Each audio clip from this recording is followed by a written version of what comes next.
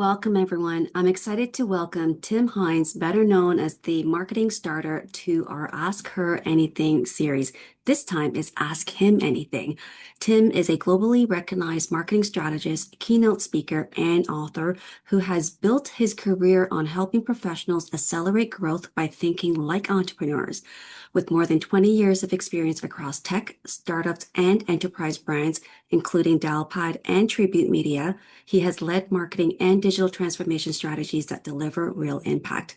As the author of Marketing Starter, Tim empowers leaders to become self-starters who embrace change, champion innovation, and create customer-first experiences.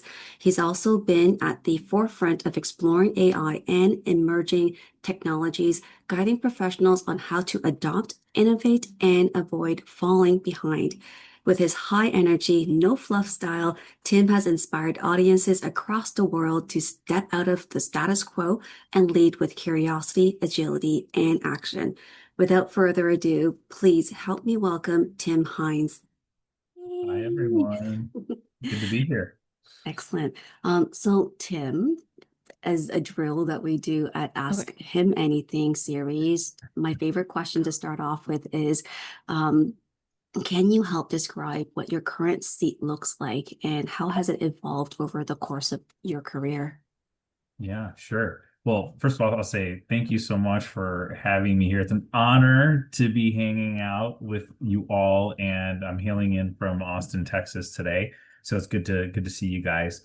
And it's also really fun to be hanging out with Connie. We've become friends over the past year or so, worked on some projects, and got to see her at CSE Live earlier this year. So it's really fun to be part of the industry and also, yeah, have a seat at your table today. So again, thank you so much.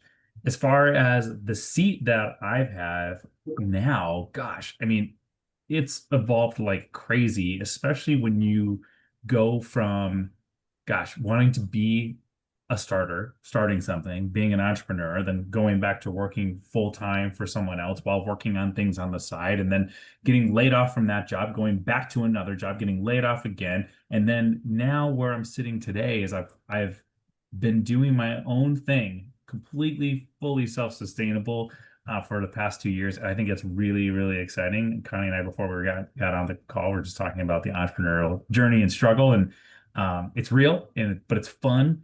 And it's something that I have grown to love and appreciate. So from someone who's been laid off 6 times in his marketing career, I would say that my seat has changed quite a bit, but I really like where it's at today, being able to serve others, serve myself, and do it all from my own desk and on my own terms. I'm just going to pause for a second. My ears just tuned in even greater when you said 6 times laid off. You haven't stopped. You're super resilient that way. But what also caught my ear is that you've been able to manage this entrepreneur experience and made it sustainable now.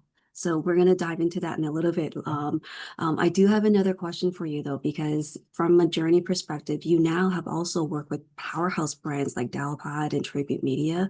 What lessons from those experiences most shape your approach to marketing and leadership right now? Yeah, well, I think one of the interesting aspects to that is that I've had the joy and opportunity to work with some larger companies and a lot of companies who are mid-market and a lot of startups too. So while I love calling out like in a bio read like big brands that you have worked with, the 100,000 other smaller companies also I think help shape you just as much from the perspective that I'm sure we'll get into in a little bit, this Mhm. starter type of mindset that I love to help champion and teach people. I think what's cool about that is being able to find how to be a starter within a larger organization. And so if I go to the example when I was working with Dialpad at the time, I think I was like employee 450. So it was a bigger company then. Now it's like over 2,000 because, COVID and telecommunications and video and everything blew up for them. They were on that Zoom train. But at that time, I led their efforts to build out their global partner marketing program. And so for me, I was like, this is really cool because I'm in this established organization, but I have this opportunity to build my own thing within the organization. So even though I wasn't an entrepreneur because I was getting a steady paycheck from a company, I had all of the entrepreneur might behind it. I had my CMO saying like, yeah, whatever you want to test, whatever you want to try. I had the sales team going, we're really just excited to have someone supporting us on the partner marketing side. Let's build this together. So I got to build something from scratch. And I think I get a lot of joy out of doing that. And I try to find those kind of opportunities when I am working full time for somebody else. And obviously, if you're, a entrepreneur yourself, it's something you just have to do every day. Mhm. So I'd say from the experiences there, it's it's cool to have a big backing from a larger organization when you're building something. And it also helps to, shape and understand what maybe you want to do when you're starting something from a really cool culture. Like the Dialpad culture was so cool. It was one of those tech companies where everyone was wearing like the hoodies and Dialpad shirts, and they catered breakfast and lunch every day. And if you stayed late, they'd order you dinner, and everyone had to open offices, and the CEO was in a floating desk like right near everybody, didn't have an office kind of a thing. So it was a really cool culture, and I think that was something that I've always taken and said, okay, if I were to build something, I would love to glean from that culture, which was pretty cool. I love what you just shared. So big companies, big brands from three, 400 to 2000, have they been able to maintain that cool factor of the culture and keeping people like sustained and taken care of so that they feel like I'm not at work, I'm just having fun? Yeah, well, from the people I know still work there, they still do a lot of those same things. Like every month they'd have an employee appreciation day. They brought in like chair massages like one day, and everyone's just like getting chair massages like in the common areas, and it was really neat to see. Um, the the culture, as we know, like the main driver of a company culture is going to be the company founder, is going to be the CEO, is going to come from the Mhm. top, and the CEO there, he actually came from Google. Like him and his co-founder, they were the ones that developed Google Voice, and Yeah. then they spun off and then created Dialpad out of that. And so I think they were like really taking a lot of that kind of googly culture with them to say, how do we, make this our own? But the people that I know that still there from when I was there, and that was back in 2018. There are still some people there, which I'm like, wow, good for you. I Mm. wish I knew what a 7 year, 10 year was like, but I don't think I've ever been with a company for more than like 4 years max. So very different. Very, very different. There's a message here in the chat from Sharon. It's like, this is so inspiring. Thank you for sharing this. I'm also someone who got laid off recently, and now she's starting her own business. So this is Hey, the there you perfect go. conversation to kind of jump into like, how do you take all those big corporate lessons and resources and focus it on your entrepreneur like setup, right? Because we've shared conversations in the past as well. I'm like, I'm bootstrapping it. I need to ask and Yeah. nickel and dime everything possible and be very mindful of that. But what was your approach in terms of like the biggest lessons that you've learned from big companies, but how do you transfer that into your day-to-day environment and in a fast-paced environment? Because entrepreneurs, our hands are everywhere. Exactly. They are. And Sharon, I don't know the size of the company that you were with, whether it was big as Connie's describing or medium or small or whatever. Sorry to hear about that, but you definitely, there's an opportunity, grand opportunity every time something like that happens. One of the biggest lessons that I can take and that I've always kept like in my heart whenever I've gotten laid off, again 6 times, is this company was a startup. This was like a couple people writing things down on a napkin, trying to grow something at some time, right? The Dialpad guy said, we could do this. We're going to figure this out on our own. And they left Google Voice and then built something from scratch and ended up having 500 employees. There there are some innate characteristics that I think set some people apart from other people. Like you look at Olympians, right? The Olympics, the Winter Olympics is coming up next year. You look at those people, go, oh my gosh, they're just so naturally talented. They have a special talent to do this. And I think that entrepreneurs do have a special talent, but I believe that we actually all possess this talent, and we just need to like get over our fears and get a forcing function to get us to start something. And sometimes it is losing a job or getting laid off or whatever you want to call it, to then do that. Because if you want to be more in control of your own destiny, the best way to do that is to start your own business and create value. If I can do it, if Connie can do it, sure, and you can do it. Anybody can do it too.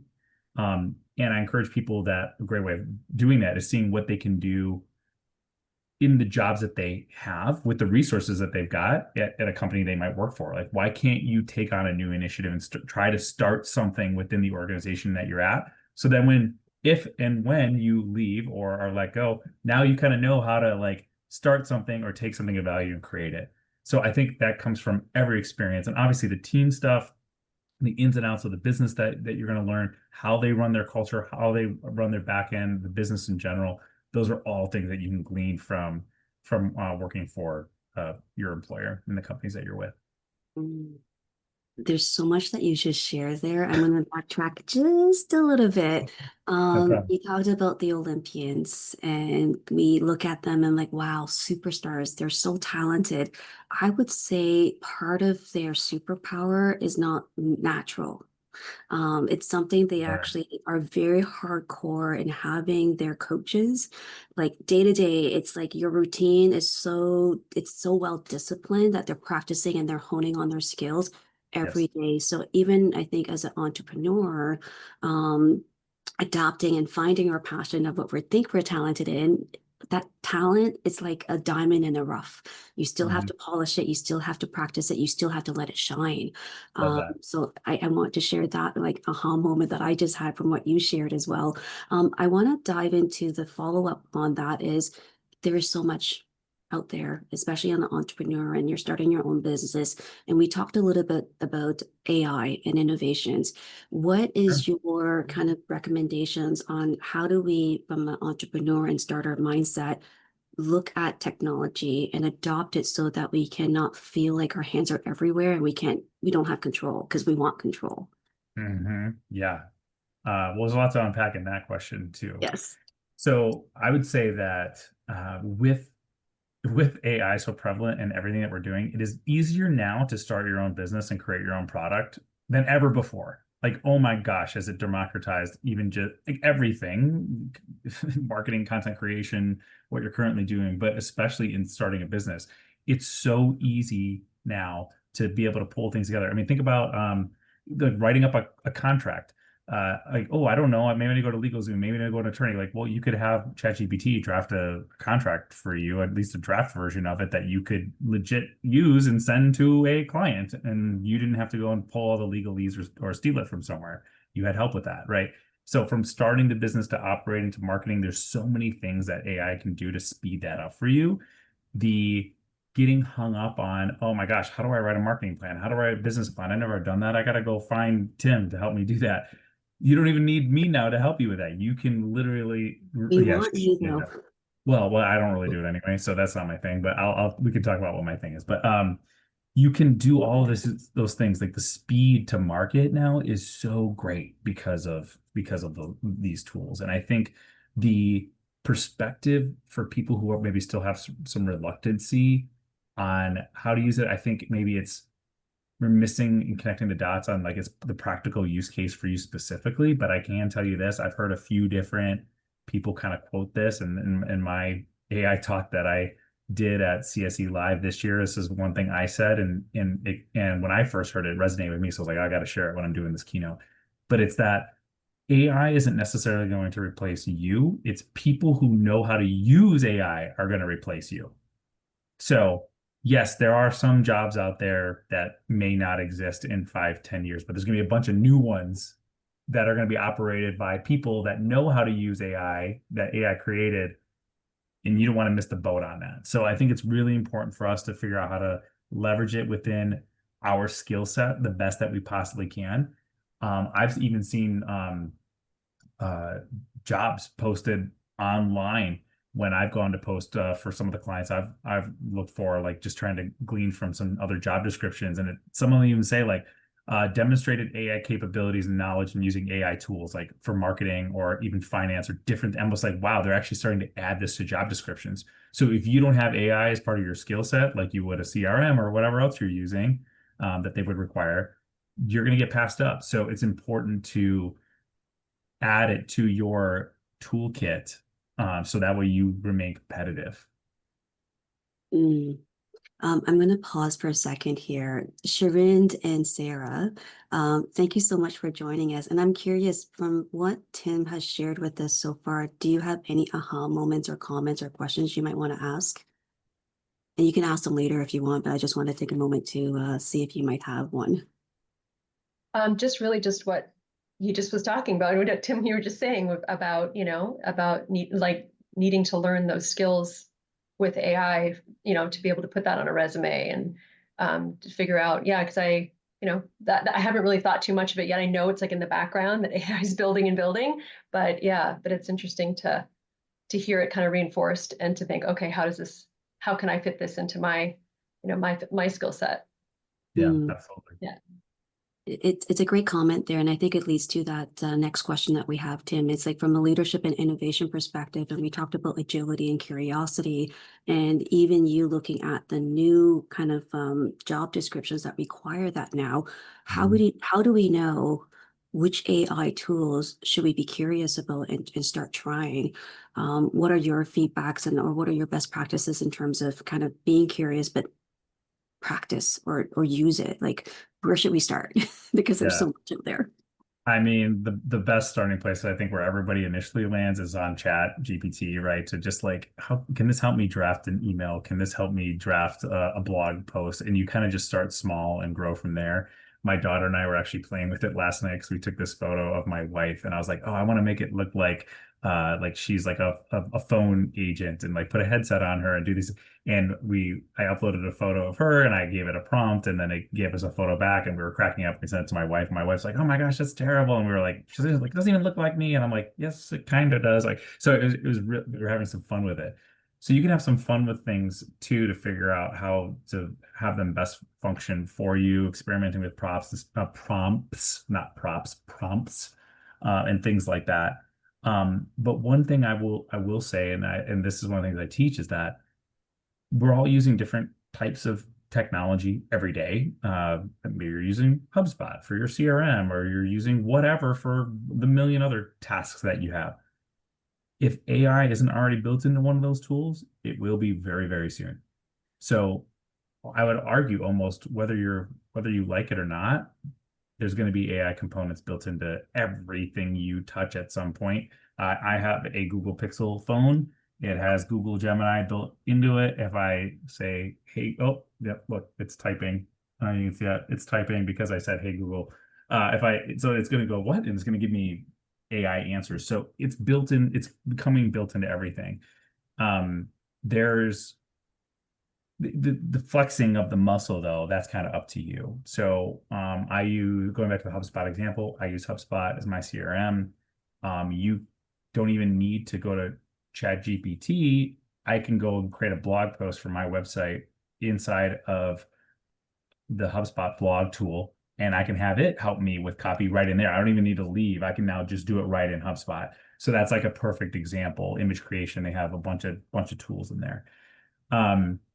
So finding things that you're curious about and you're interested in, I would say most is going to lie with, hey, what would be fun for you? Like, can you go, create a cartoon version of a photo maybe you took while you're traveling in Europe, and see what happens there? Or B, taking a look at what's available to you in your current toolkit and tinker with that and be like, oh, wow, I didn't realize that this tool that I'm using has this component with AI. Wow, that totally simplified this workflow for me. So that's where I would start.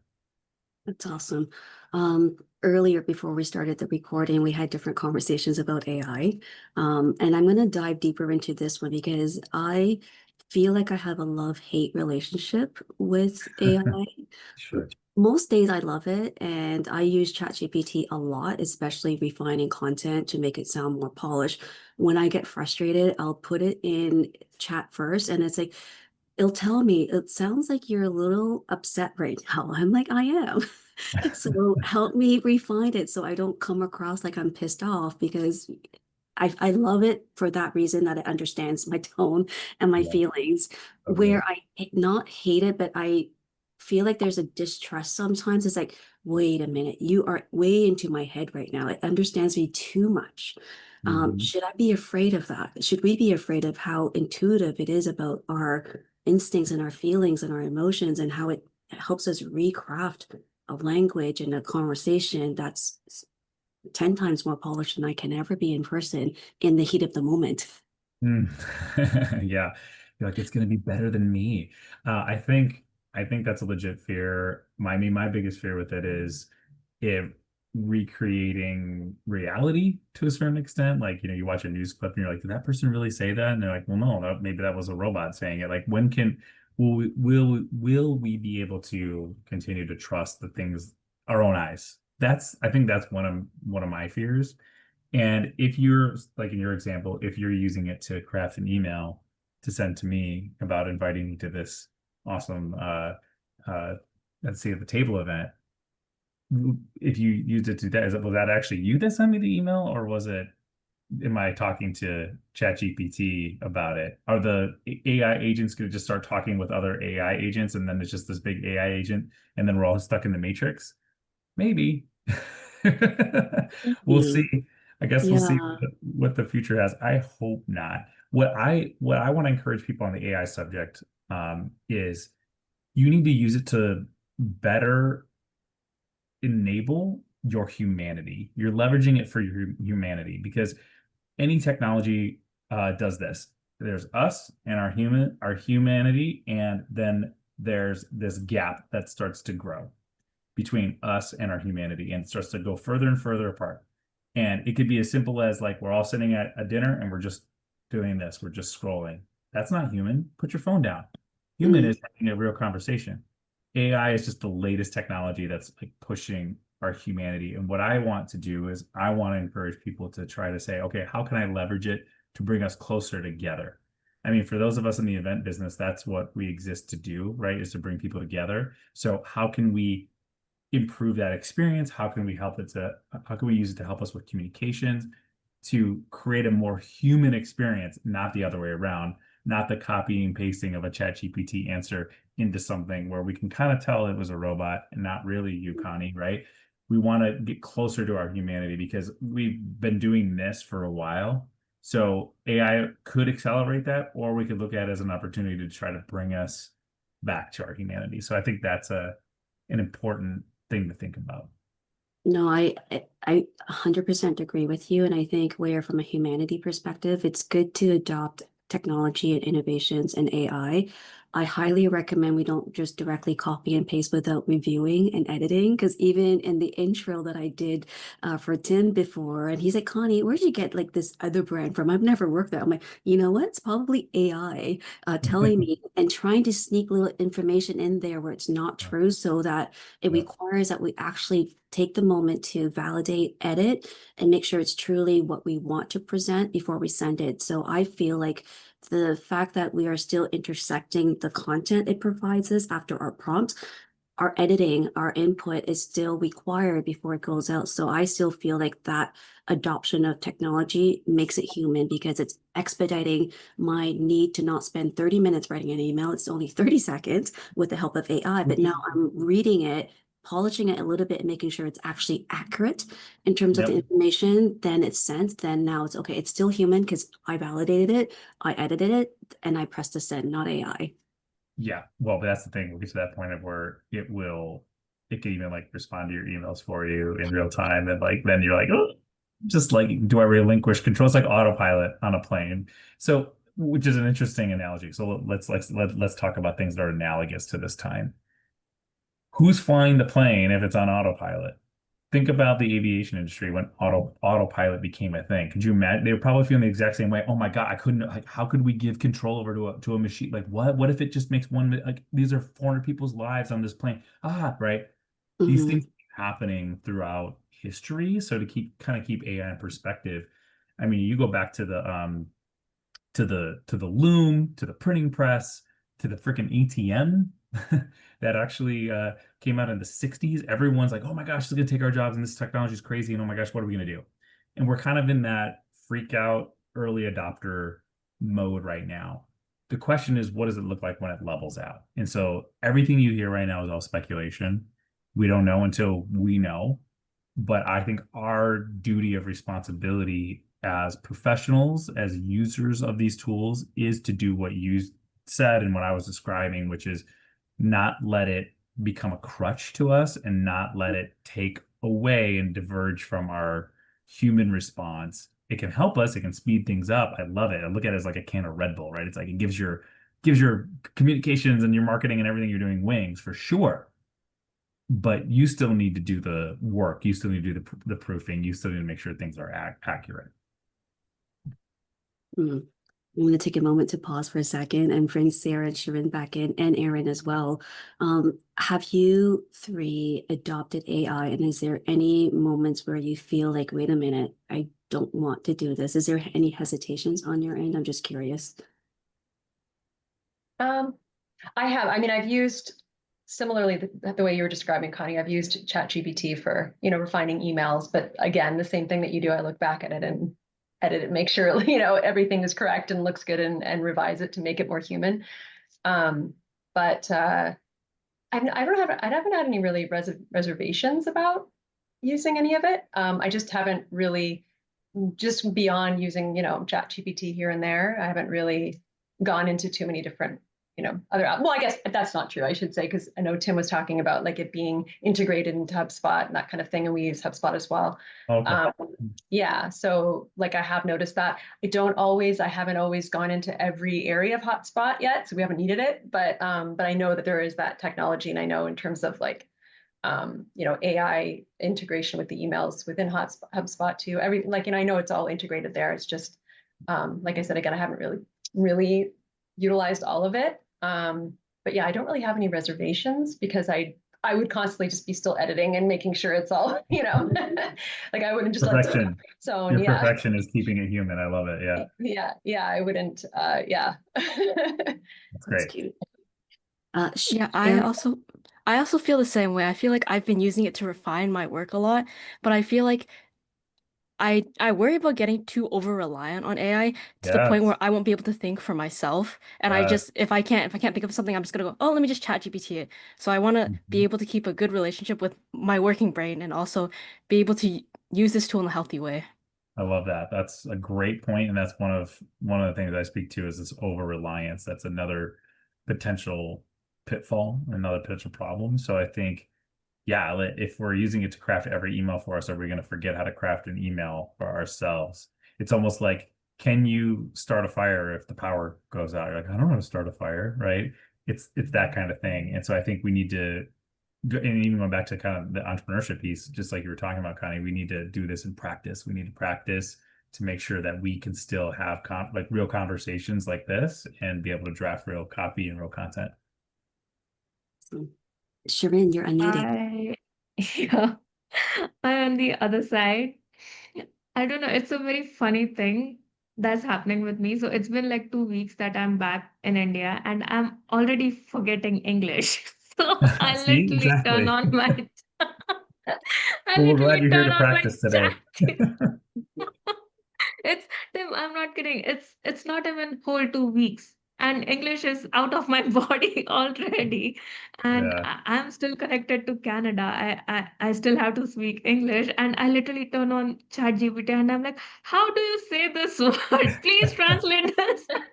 Well, but you're using it to try to help you kind of like revitalize it because as a human, you're naturally going to kind of lose that since you're back in India. You're naturally going to kind of lose the language. And so you're like, oh, how do I help? How do I help it keep this in me? So you're using Yeah. it to help you be human. See, that's what I'm talking about. I like that. Yeah. But Don't just worry, like Erin Sharon, we'll make said, sure you keep your English within you. Yeah. yeah, I have to hold it inside. But I'm afraid, just like Erin said, that I think so. I have been relying on ChatGPT a lot because of this. I feel like this shouldn't have happened. Like starting to forget a language, it it is an issue. Yeah. It is a huge problem. And then on the other hand, relying on ChatGPT to remember the language, ah, it's hard. It's hard. Nothing is easy. You at least acknowledge and you're aware of your sense of losing your English and trying to get it back with AI. It's still a good point there. I want to dive into, I'm going to still kind of keep on the topic of AI for a moment, Tim, if that's okay. Um, there's been conversations with other leaders, and one thing that they brought to my attention that's a concern is that there are many roles from a female leadership and roles perspective where we're very administrative, as an example, and AI is taking over a lot of those tasks and those actions. How and what are your recommendations in terms of our positions or the certain tasks and roles that we do? As much as we adopted, and you mentioned it earlier, it is not AI that's not hiring us, it's the people using AI. How do we make sure that we're effective in adopting the right AI tools so that we are expediting and improving on our admin tasks, but also not being replaced in terms of our future roles? Because that's kind of scary for some positions that's out there. Yeah. And I mean, I think that's an interesting perspective, and I appreciate you sharing that. I would say that that's also one that I think marketers too at large might feel, because marketing can be very administrative. Marketing, like if you're a content writer in marketing, could you imagine right now going, "Oh, I write blog posts." You're like, "Do you?" Because I know a better tool and I don't have to pay you, right? That's scary for them. So I could see the same kind of thing. So again, I think it goes back to researching, finding the tools that you can use as part of your kit that will further enable you to speed up the tasks that are maybe more administrative and keep you competitive, kind of what we talked about earlier. I think that's really important. The relevancy that you'll continue to have for being able to do that, I think will actually grow exponentially if you're like, oh, I am the admin who does X, Y, and Z, and I have all of this stuff set up, enabled, and I trained bots on doing this, and I can do I can actually do 10 times what maybe this other one says, or I could do 10 times even what you were able to do, what you think you could do on your own using AI. You still need someone to oversee this stuff and maybe grab your coffee, right? Or whatever. I don't know. Yeah.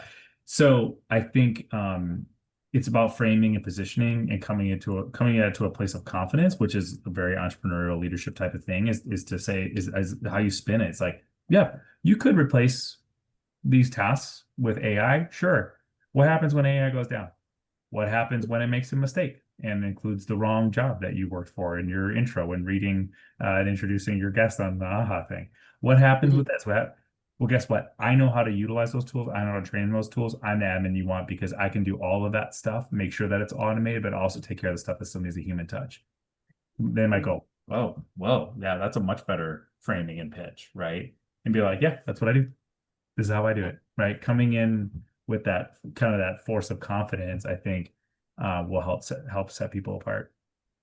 I love that, because I think the human touch of it is not a comment or a theme about going against AI. It's how do you adopt it so that you can still be the forefront and the person that is warm and human. Precisely. That makes it real, right? Yeah. And relevant, because at the end of the day, we're the end users. We're the ones who want to experience better things.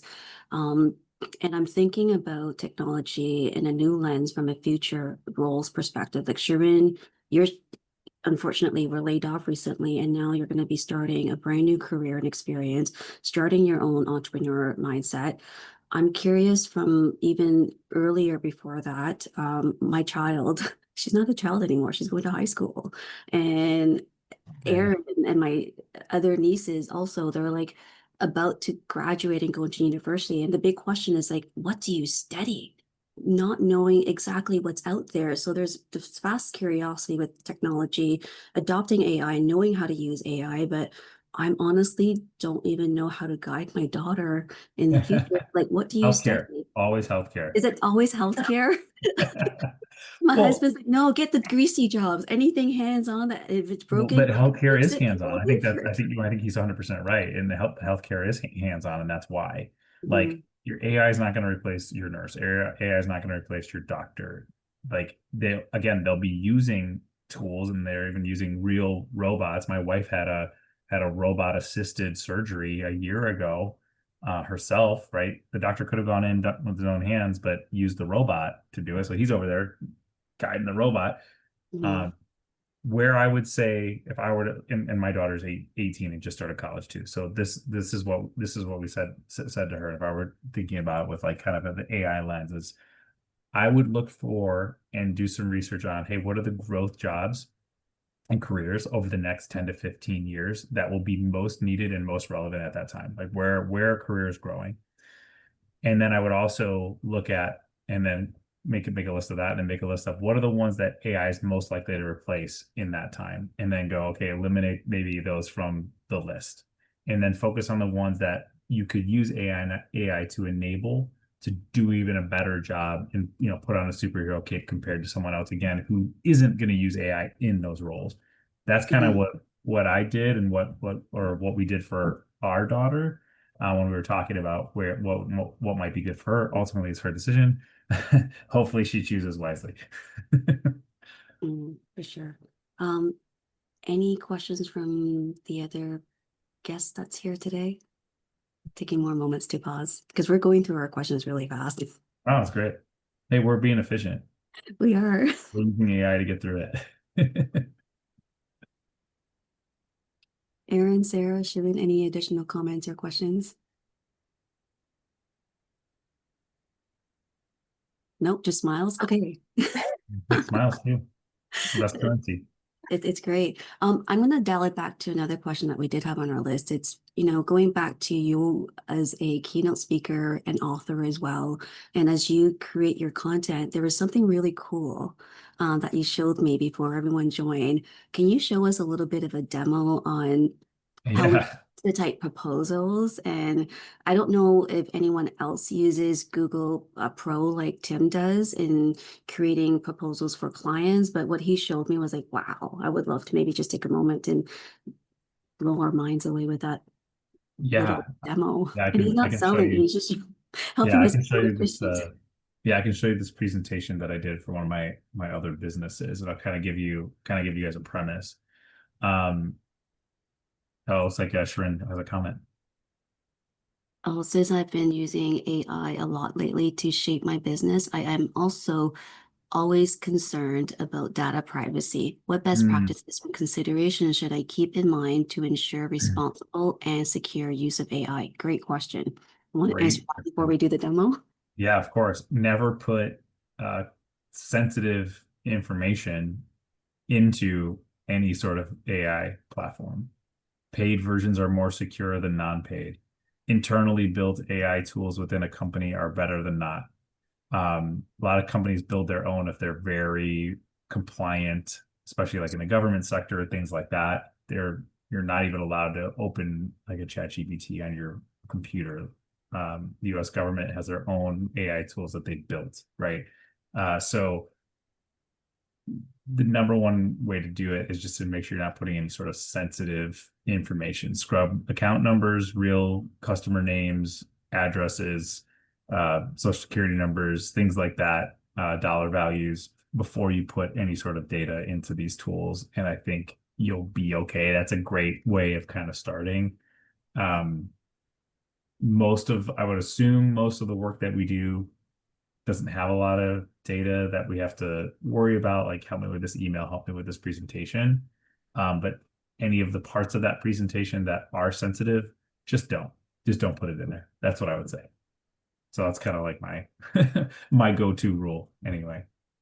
Okay, let's show you guys kind of the premise. I'm just going to organize my tabs here real quick, Connie, so I can.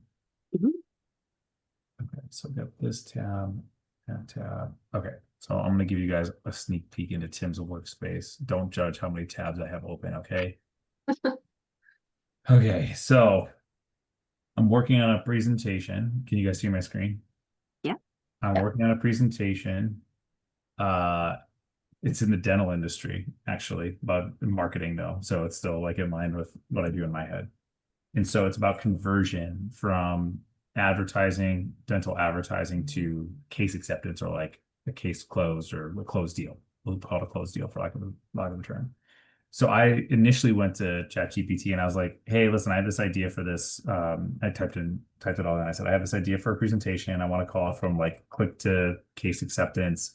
I want to cover about building loyalty. I want to talk about how we can make patients happy in the experience, how we can convert them. Can you help me write a description for that?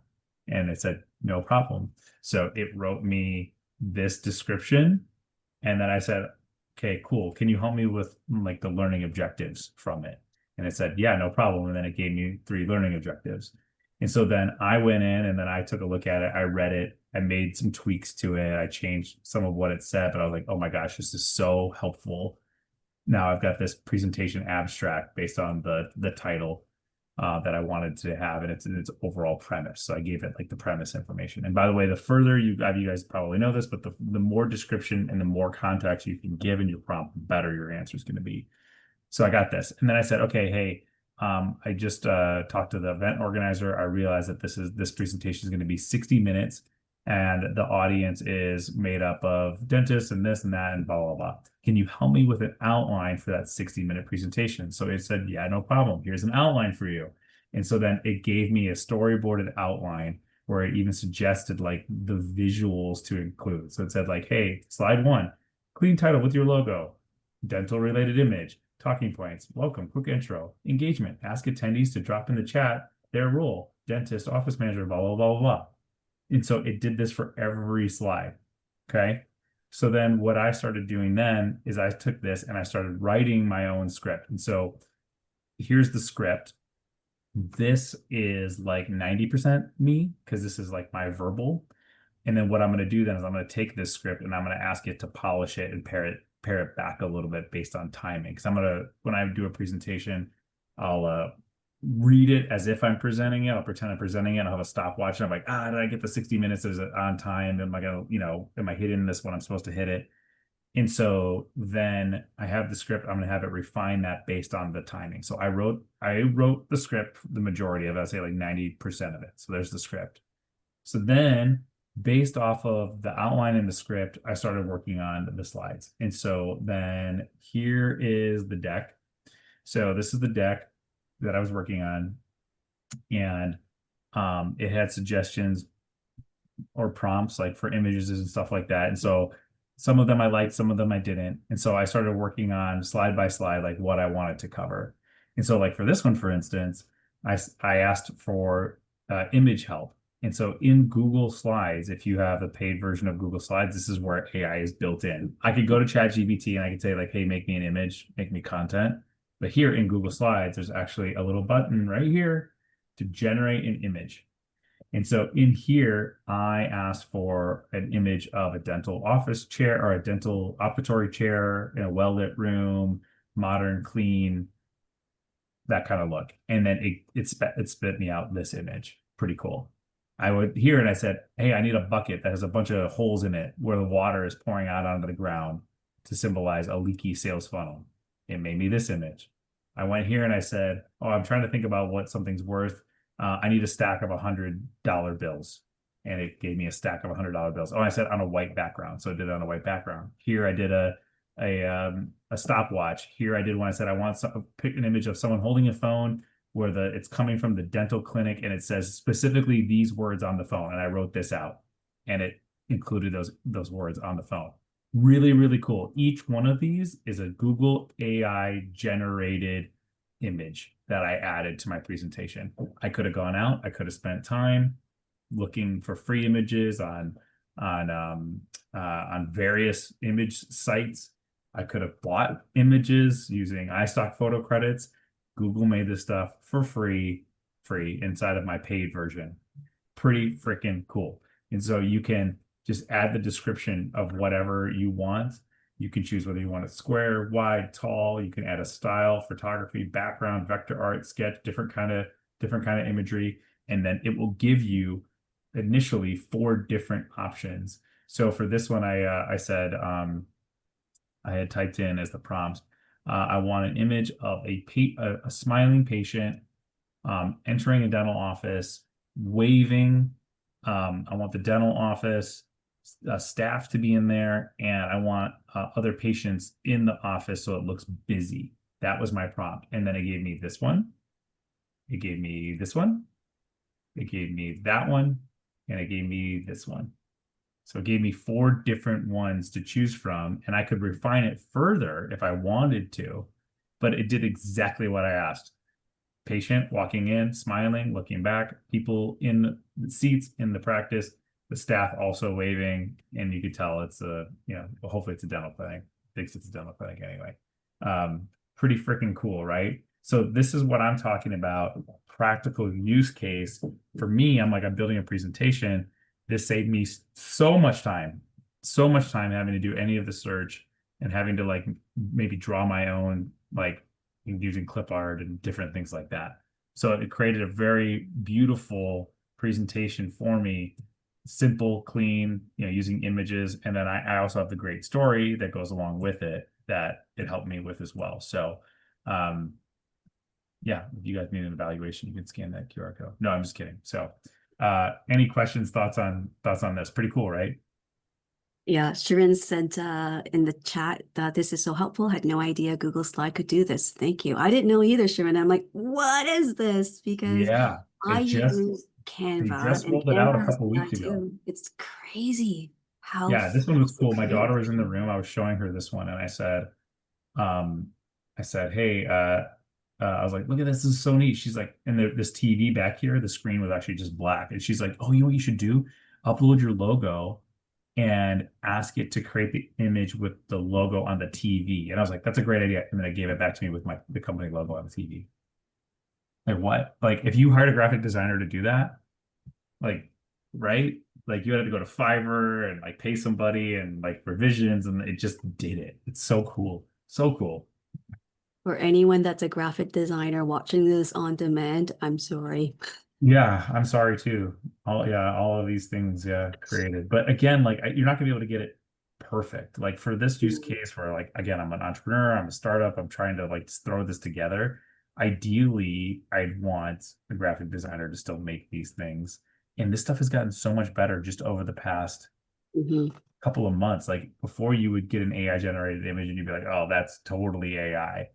You look at this is pretty clean. This looks like maybe someone actually set the phone in the desert in Utah somewhere and took a picture of this, right? Like this pretty clean. This one obviously is graphic-y. This one, little cartoony, kind of close. This looks like a photograph to me, right? Do you guys see anything on there that would be I even took a close look at it. Was there anything like a picture falling off the wall or anything weird? That looks like a photo. Oh, it looks great. Wild way. Thank you for sharing this demo, Tim. It's amazing. Sure. There you go. You got a free demo. Yay! So we have about 12 minutes left, and I want to bring this back from a marketer starter conversation perspective because you are the marketing starter. And I think if we think about the professional environment of being an entrepreneur, there's a lot of personal branding that we kind of have to do as CEOs and owners of the business. And I'm curious on your thoughts or your best practices. How do we stand out authentically? How do we build our brand enough to be seen as a thought leader? How did you do it, Tim? What's your advice? Yeah. Well, so I think my path has been interesting because it's again, I've been in a company, working full time, doing my own thing, back and forth. And I'm like, how do I maintain a through line through that? I do professional speaking, I do marketing, I'm doing this dental thing. And it's I feel like I'm constantly pulled in a million directions. And actually, who's a great brand builder and who's done a really good job of that, who I admire? You, Connie. You guys follow Connie's stuff on LinkedIn? She's the best. Her brand is on point for as far as the look feel for seat at the table. All looks great, clean, fun. She's always posting. She's always in this great plant-filled area here. You are on brand in your message and the way you present yourself. I think you do a great job of that. One of our friends, Courtney Stanley, same thing. Freaking amazing job of that. Creating a unified brand. I honestly think I have a lot of improvement for mine because I do so many things.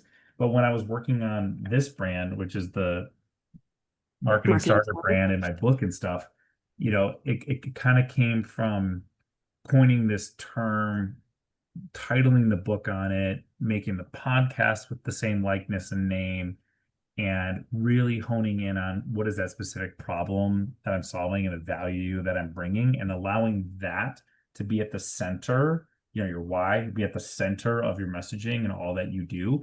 And it just starts to show. It shows on everything that you're posting and everything that you're sharing and everything that you're creating. And so that's why, again, to the example of what you do, Connie, and your personal brand that's so intertwined also with your professional brand and your services, that always becomes one in the same.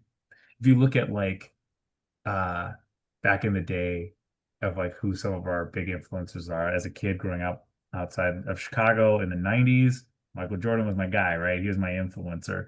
And that logo, like the Jumpman, where he's like reaching out to Air Jordan, like that is synonymous with him. And then also with the shoe at the same time.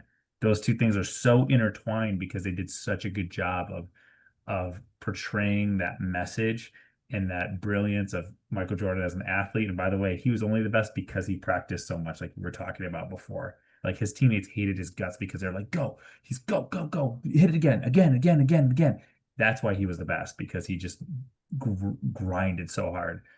Just going back to one of your other points, but I would say it's like you start small with just making sure you're good at communicating your value and the problem that you're solving, creating a simple brand motif that you can use to easily build upon and support all of the content that you're putting out there, and then also being really good at consistency around that. I think that, again, you're super good at that, Connie, and a lot of the people that we know are really good at that. If you guys are part of Club Ichi at all, like they're super good at it. Like, oh my gosh, like it's just always like the same vibe, the same message, and you're consistent and you're getting people involved in it.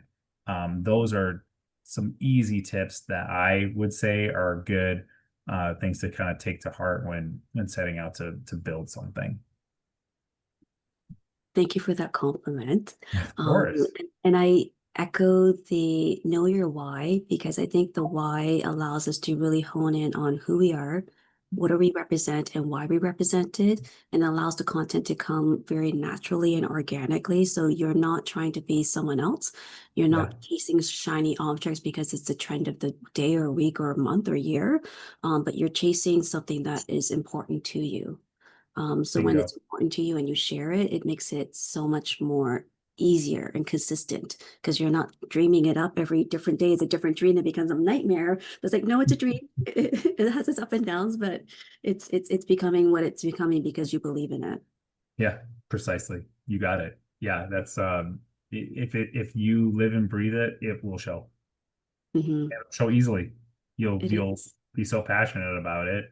You just can't wait to pop open your LinkedIn on your phone and write that next post and share something cool with people, So yeah, I 100% echo that. Okay, we're going to do a last round. I'm going to go around the table and see if there's any questions or comments that you have while we still have Tim here. Ask him anything, like seriously, anything at all. Sarah, That's the since premise you're of the not show. muted. Well, I'm just curious, because I know we talked about how important, prompts, for instance, were for ChatGPT, that kind of thing. And I know there's tons of like tutorials and stuff out there. I was just curious if you had any specific recommendation for where to look for, like to kind of just to learn more about what the best way to, approach ChatGPT or the prompting and that kind of thing. Yeah, I mean, there's a zillion articles out there, other professionals in your specific role and field who are using tools are great. I feel like the prompting and the sharing, a lot of marketing companies like share that kind of stuff as kind of a lead hook too. But the prompting and the sharing, it's almost like this hidden treasure that now people are kind of like mastering, right? They're like, oh, I have these prompts that do this and I have these prompts that do that. But it can be so simple. I mean, you could even ask ChatGPT, hey, what are the best ways to prompt you for this kind of thing? And it will also tell you, right? It will tell you much like a search engine. But I would look within like whatever industry you're operating in, especially around specific language and stuff like that.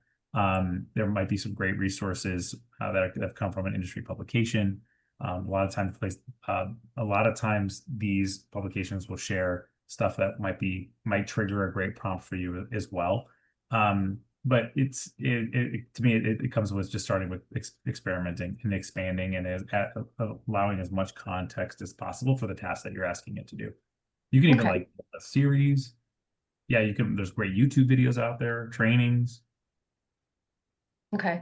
Yeah, it sounds great, because I haven't really like I said, I just kind of dabbled here and there with it, and I haven't really kind of delved into, Like, Yeah. And also I'm sure that like in the tool, like we talked about the HubSpot example, HubSpot's tutorials and articles show you how to use the AI tools within their platform, right? So right. if you have a platform that has some sort of tool, yeah, go and click and dabble. But I'm sure that there's a great knowledge base article that within their tool that says like, hey, here's how you can best prompt it. Here's how you can best leverage the tool.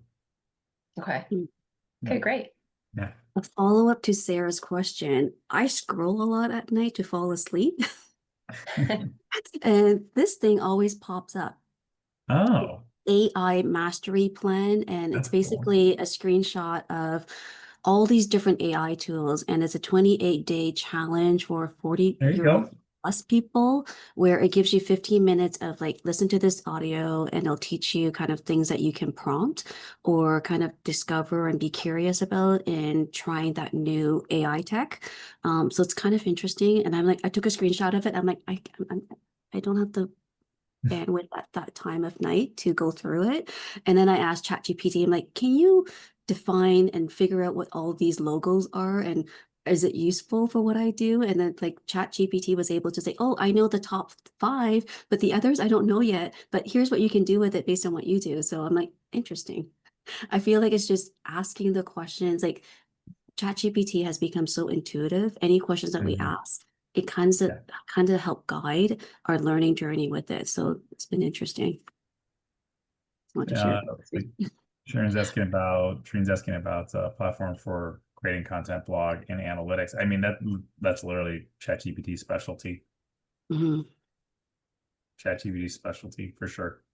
You can have it Right. analyze like spreadsheets. You can have it take a look at data sets and summarize things for you. And I'd definitely have it help you write a blog post. Even if you just want to use it for ideation. Like, can you help me with ideas? So for this dentistry thing that I'm in, like I've never worked in the dental field before. I've been new with this startup and I've been working on with my wife for the past year and a half. We've been working on it and I write blog posts. If you go to the website that for that company there, Brightline, all those blog posts in there are AI assisted blog posts because I'm like, okay, hey, can you help me with 5 ideas related to the problem that we solve in dentistry, 5 blog post ideas. And they'll say, sure, you could do one on this, and this. I saw on this website that there was this, and this, and you can use it to get those ideas. And then, yeah, you could take a stab at writing it yourself and then have AI refine it, or flip it the other direction, whatever you feel most comfortable with. But I love it for that. Love it for ideation, finding things. You can even say like, hey, what are the best restaurants in Toronto for X food? And then it'll show you that too, which is super cool. At that moment, I'm not going to say it. It's my love-hate with chat. I did that for my road trip and like, hey, chat, help me plan my road trip for my family. And it gave a beautiful itinerary. But when we got there, I didn't validate the like the recommendations. 2 of them was like permanently closed. Oh, yep. Oh, Gotta no. validate. Gotta So double validate. check, verify if they're open. See, travel agents now are like, see, this is why you still need a travel agent. Yes, I'm validating that we're still very human and we need to like trust the humans. Erin, do you have any questions or feedback for Tim? I was Or gonna ask about if you think there's any other risks to AI other than over-reliance and like data privacy. Well, outside of us, if you're calling like over reliance, also bundling that with the gap in our humanity. And I think that there is, yeah, a lot of possible fear around what we were kind of talking about, like bots talking to bots, is it not knowing if anything's real, what can we trust? There's also like bias, misinformation. Those can be big. I mean, these things are trained by people who are not perfect. And so even if until it starts training itself, which that might be a whole other scary thing, we have to think about that as well. But always double checking the information, I think, is a good thing to do. I mean, just to Connie's road trip example. So that to me, like taking something and believing it's fact. Um, even in the description she put, it said I worked for a company I didn't work for, right? And maybe we write an article about that, and then that company's like, you never worked here, that's liable. You could actually get in trouble, right? For certain things. So you have to make sure that you're fact checking everything that you do. So I think that's one too. awesome. Well, time just flew by. We're at the Sure top of did. the hour. Tim, if any of our members and the friends that's on demand that will be watching this later, how would you like them to reach out to you or Yeah, contact? let me put my LinkedIn in here. That would be the best way. Please connect with me. Shoot me a DM there. Happy to hang out. And if anyone feels inclined, shoot me a DM and send me a good address, and I'll send you a copy of my book. I love your book. Whoever is the fastest, whoever shoots me a DM the fastest and says, I want the book, here's my address, I'll send you one. That's very generous of you. Thank you so much, Tim, for your time, your insights, and your inspirations. Really appreciate you being our first Ask Him Anything in our series. Hey, Well, yay! thank you.